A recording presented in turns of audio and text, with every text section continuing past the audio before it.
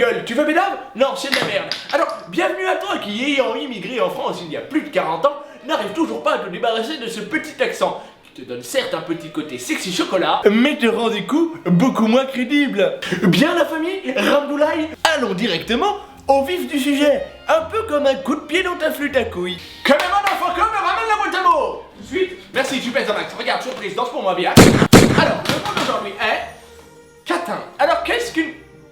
Tu te fous de ma gueule? C'est toi qui as mis ce mot là-dedans? Dégage, je te vire, t'es viré, barre-toi. Non, j'ai besoin de la boîte à mots, je te dévire. Redonne, je t'aime. Merci, tu pèses un max, sale pute. Alors, le mot d'aujourd'hui est... oxymore. Qui se prononce, je le rappelle, oxymore.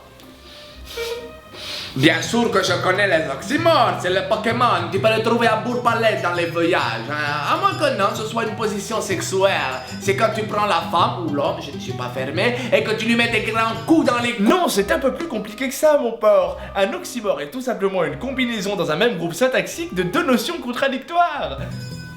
Mais j'ai rien compris, syntaxe, contradiction, on dirait une ordonnance pour soigner la ch'touille. Mon cochon, avant de vouloir fourrer la planète entière, commence par te fourrer du savoir dans le crâne. Je vais te donner des exemples très simples. Une chaleur froide, un politicien honnête, une généreuse avarice sont des oxymores. Ma quelle avarice, bien sûr que je connais l'avarice, c'est la maladie des enfants. Tu as des boutons partout, ça gratte, on a même sur le cesse, tu peux plus baisser avec ça, c'est dégueulasse. Non, tu confonds avec l'avaricelle qui est une maladie. Non, l'avarice c'est tout simplement le fait d'être près de ses sous. Un peu comme un Tunisien. Ou un juif. Oui, voilà, comme un... Quoi? Enfin bref, c'est à toi de nous expliquer ce que tu as compris. Je te regarde, il te regarde, nous te regardons. Ça va, j'ai compris qu'est-ce que ça veut dire. C'est par exemple un oxymore, c'est une petite bite immense, ou un joli coup dégueulasse, ou encore un... Mais voyons, bah Simon, tu ne connais que ça. Tu sais, il y a d'autres plaisirs que ceux de la chair dans la vie. Il y a par exemple les livres. Tu peux lire pour ainsi nourrir ta soif de connaissances. Et ça, c'est merveilleux.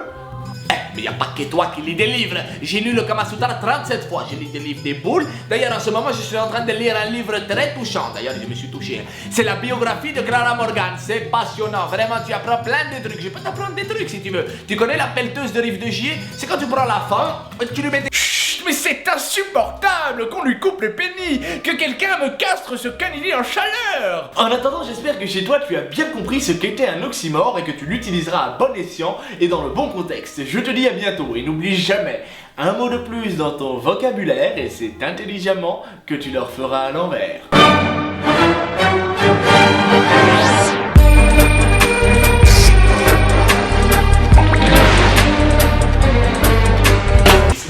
Attends, boyau, je vais dire.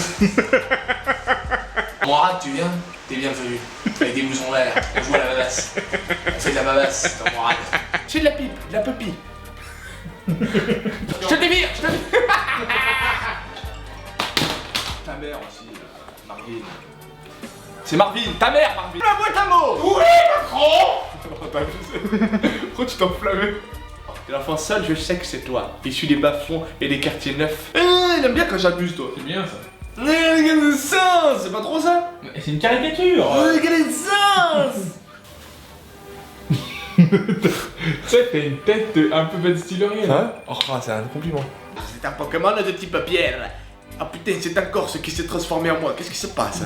Putain, DiMaggio.